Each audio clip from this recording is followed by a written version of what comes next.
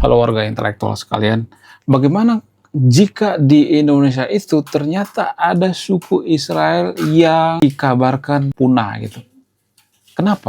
Bagaimana kalau itu ada di Indonesia? Jadi ada teori konspirasi yang mengatakan bahwa suku seperti suku Minahasa, suku orang Batak itu mirip banget dengan suku Israel yang hilang. Bahkan ya ada yang mengklaim bahwa suku Minahasa, suku orang Batak itu adalah suku Israel yang hilang. Kenapa bisa seperti itu? Alasannya cukup masuk akal. Karena apa? Karena ada istilah marga. Jadi Minahasa punya marga, kemudian orang Batak punya marga juga gitu ya. Kemudian silsilah adat, keturunan, ya, patriarki dan lain sebagainya. Mirip banget. Sehingga orang Batak dan suku-suku lainnya juga dianggap ya menurut teori gitu. Ada teori yang mengatakan bahwa sebenarnya orang Batak atau orang Minahasa itu adalah suku Israel yang hilang. Nah, yang jadi pertanyaan, apakah ini benar atau tidak? Apakah ini cuma sebatas teori atau tidak? Bagaimana fakta yang sebenarnya? Langsung saja kita ke pembahasannya. Mari kita gaskan. Kita tahu bersama bahwa orang Israel itu punya marga ya. Ada banyak marga ya. Ada marga Benjamin gitu ya. Ada banyak marga di Israel ya. Ada marga-marga. Nah, keturunan daripada Israel itu ada banyak ya. Ada 12 kalau nggak salah ya. Kemudian ada satu yang hilang tuh ya. Nggak tahu kemana gitu ya. Itu teorinya. Namun ya, ketika diteliti, ternyata ada suku di Nusantara itu yang mirip banget dengan suku Israel, seperti Minahasa, orang Batak misalnya. Jadi orang Batak itu punya marga ya, dan marga ini diturunkan gitu, turun-temurun gitu ya. Kenapa orang Batak itu punya marga? Kenapa orang Israel itu punya marga? Jadi menurut antropologi ya, secara antropologi, tujuannya itu sebenarnya ada multifungsi ya. Tapi alasan yang pertama itu karena daerah yang ditinggali oleh orang Batak zaman dulu dan orang-orang Israel itu sering terjadi konflik. Nah, karena sering terjadi konflik, maka dibikin marga. Kenapa dibikin marga itu? Ya, selain menghindari yang namanya pernikahan yang begitu-begitu ya, pernikahan, takutnya nanti terjadi pernikahan begitu-begitu. Ya, tujuannya itu untuk menghindari konflik zaman dulu. Kalau kita punya marga A misalnya, marga B gitu, orang Batak kan seperti itu ya, modalnya itu kan marga. Mereka ketemu di perantauan juga, mereka akan bikin perkumpulan gitu ya, perkumpulan marga-marga. Bahkan orang Batak itu ya, saking bergantung sama marga, kalau misalnya ini mereka interview di suatu perusahaan dan kebetulan HRD perusahaan tersebut semarga dengan mereka, maka itu bisa pastikan masuk guys. Karena semarga gitu, sekampung gitu ya. Ya itu fakta guys ya, itu bukan bohong-bohongan kayak. Nggak percaya coba nanti lihat di kolom komentar ya. Orang Batak yang nonton video ini, tulis di kolom komentar ya, apakah itu benar atau tidak, apakah itu karangan saya atau tidak. Jadi marga itu sangat mempengaruhi. Israel juga seperti itu. Israel itu sangat dekat dengan satu marga. Bersama Benjamin, mereka akrab banget. Bahkan ketika mereka di luar negeri, di Amerika, makanya ketika Israel itu dibombardir oleh Iran, mereka bersatu gitu ya. Ikatan mereka kuat gitu ya. Orang Israel itu ikatannya kuat, sesama mereka itu kuat. Walaupun ateis gitu ya, agnostik, yang kalau satu marga, mereka itu biasanya akan kuat ikatannya.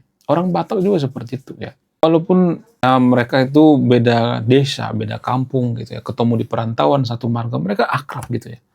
Akrab banget seperti saudara gitu. Orang Israel juga seperti itu. Sehingga apa? Sehingga orang-orang berpikir kayaknya orang Batak ini adalah suku Israel yang hilang gitu ya. Ya kemudian dalam ada istiadat juga seperti itu ya. Orang Israel itu sangat dekat dengan ada istiadat. Bagaimana dengan orang Batak? Orang Batak juga seperti itu. Jadi kalau kita perhatikan agama asli orang Batak itu kan Parmalim ya.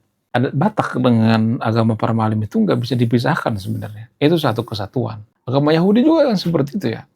Agama Yahudi dengan adat Yahudi itu satu kesatuan, nggak bisa dipisahkan. Ya, jadi kalau orang Batak itu melestarikan agama asli orang Batak, agama Parmalim, maka kita akan bisa menyaksikan bahwa orang Batak itu ya mirip banget seperti orang Yahudi atau orang-orang Israel gitu. Ya, agama asli orang Batak yaitu agama Parmalim itu tidak disebarkan keluar gitu, sama seperti agama Yahudi. Agama Yahudi itu kan nggak disebarkan keluar. Bahkan ketika ada orang yang masuk ke agama Yahudi itu dipersulit, ya bukan dipermudah, ya, tapi dipersulit guys ya. Karena apa? Karena mereka tidak mau agama mereka itu rusak gitu ya. Mereka fokus pada kualitas bukan kuantitas. Ya, mereka fokus pada kualitas seseorang itu bukan banyaknya gitu ya. Jadi agama Parmalim juga seperti itu, agama yang asli orang Batak. Sehingga agama Parmalim ini dinyatakan sekarang hampir punah gitu. Karena nggak ada yang namanya dakwah gitu, ceramah. Ya, bahkan agama asli orang Batak ini ya pemeluknya dulu banyak yang convert ya ke agama Kristen gitu. Ya, tapi sah-sah aja nggak jadi masalah ya. It's okay gitu ya. Tapi ada banyak kemiripan gitu ya. Kemudian mereka dalam menggunakan adat istiadat juga kental banget. Orang Batak itu kental dengan adat istiadat. Ya, mereka kemana-mana bawa ulos gitu ya. Orang Batak itu sangat setia dengan adatnya. Walaupun di perantauan mereka sangat setia gitu, deket gitu ya. Makanya sampai kiamat pun orang Batak nggak bakal hilang. Orang Yahudi juga seperti itu. Orang Israel juga sampai kiamat nggak bakal hilang. Karena ada marga. Ya. Kemudian adat mereka juga gitu ya. Orang Yahudi itu kan menggunakan baju adat, sering menggunakan baju adat kan. Seperti topi ya, kemudian gayanya juga ya gaya-gaya orang Yahudi gitu. Kemudian filosofi mereka juga gitu ya. Filosofi apa gitu? Filosofi kerja keras. Orang Batak juga punya filosofi kerja keras. Ya orang Batak itu ya makanya ada istilah anak saya itu yang paling utama. Jadi orang Batak itu lebih mementingkan yang namanya kepentingan anaknya. Makanya banyak sarjana di Konoha itu didominasi oleh orang-orang Batak. Harusnya yang paling banyak sarjana itu orang Jawa kan, atau orang Sunda. Tapi yang jadi permasalahan justru orang Batak itu paling banyak sarjana. Kenapa bisa seperti itu? Apa alasannya? Ya karena filosofi, falsafah orang Batak itu sendiri ya, pendidikan, fokus pada pendidikan. Ya ini juga dipengaruhi oleh agama Kristen ya, pengaruhi oleh semangat Protestanisme ya. Tapi budaya juga seperti itu ya, budaya mempengaruhi untuk menuntut ilmu setinggi-tingginya. Dan orang Yahudi juga seperti itu. Orang Yahudi itu lebih fokus pada otak daripada fokus pada investasi tanah gitu. Mereka lebih fokus pada investasi otak. Jadi ada banyak kemiripan sama suku yang lainnya juga seperti Minahasa, ada yang mengatakan mirip sama orang Minang ya, sama orang Timor Leste, Papua dan sebagainya. Bagaimana menurut fakta atau menurut data? Saya tuh sebenarnya bukan penggemar teori konspirasi, tapi saya melihat ya peminat teori konspirasi di Konoha itu ada banyak banget.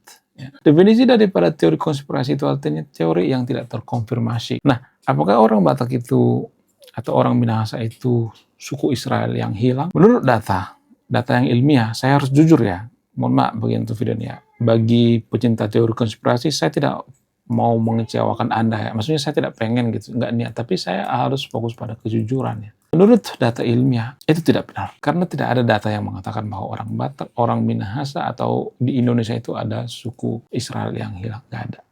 Apa bukti yang paling masuk akal? DNA. DNA orang Batak, DNA orang Minahasa dengan DNA orang Yahudi itu dua hal yang berbeda. Tes DNA berbeda banget. Untuk muka, warna kulit, ya, itu dua hal yang berbeda. Kalau menurut data ya, data yang ilmiah, justru orang Israel itu lebih mirip ke Palestina daripada ke orang Batak. Mohon maaf bagi teman-teman yang nonton video, saya harus ngomong apa adanya. Saya tidak pengen gitu ya, menggembur-gemburkan teori konspirasi supaya konten saya ditonton banyak orang. Saya nggak mau itu. Yang penting saya jujur gitu, to the point apa adanya. Ya. Jadi itu masih teori konspirasi. Teori konspirasi itu teori yang tidak terkonfirmasi, atau teori konspirasi itu 80% nggak benar gitu. Kalaupun benar ya mungkin 10%, 20% gitu ya. Saya harus ngomong apa adanya. Menurut kalian gimana? Apakah kalian setuju dengan apa yang saya katakan atau tidak? Ya, silahkan baku hantam di kolom komentar. Cek. Kemudian kenapa kita itu suka dengan teori konspirasi? Alasannya itu cukup manusiawi, cukup masuk akal. Orang yang suka teori konspirasi itu asal jangan berlebihan ya. Biasanya orang yang normal, kita punya imajinasi. Sama seperti surga dan neraka. Kenapa kita percaya surga dan neraka? Karena kita punya imajinasi. Kenapa kita percaya dengan hantu? Karena kita punya imajinasi. Kenapa kita percaya dengan pesugihan? Karena kita punya imajinasi. Ya, karena kita pengen jawaban yang instan gitu ya. Kita percaya dengan pesugihan itu karena apa? Karena ketika tiba-tiba ada orang kaya raya gitu ya. Lalu dijelaskan kenapa dia kaya raya, ya karena dia bikin usaha, kerja keras, dan sebagainya. Kita nggak bisa menerima itu. Ya, kita pengen jawaban yang instan. Oh, itu pesugihan. Jadi konspirasi juga seperti itu, guys. Teori yang tidak terkonfirmasi. Kalau ngejelasin ya kenapa gua kaya itu dijelasin satu-satu kan rumit ya. Capek ya. Yang mending dijelasin aja lah. Ya, dengan cara apa? Dengan cara simpel. Pesugihan. Ya, jadi teori konspirasi seperti itu. Ya, terlalu menjernalisir dan tidak berdasar. Gue kasihan sebenarnya sama yang terlalu berlebihan dengan teori konspirasi. Boleh-boleh aja ya suka dengan teori konspirasi, asal jangan berlebihan. Kalau cuma sebatas hiburan boleh-boleh aja, jangan diseriusin gitu ya. Karena teman saya itu ada yang percaya dengan teori konspirasi bisa gila guys ya, kalau percaya dengan teori konspirasi. Oke guys ya, sekian video ini. Terima kasih sudah menikmati. Saya Warga Intelektual, salam profesional.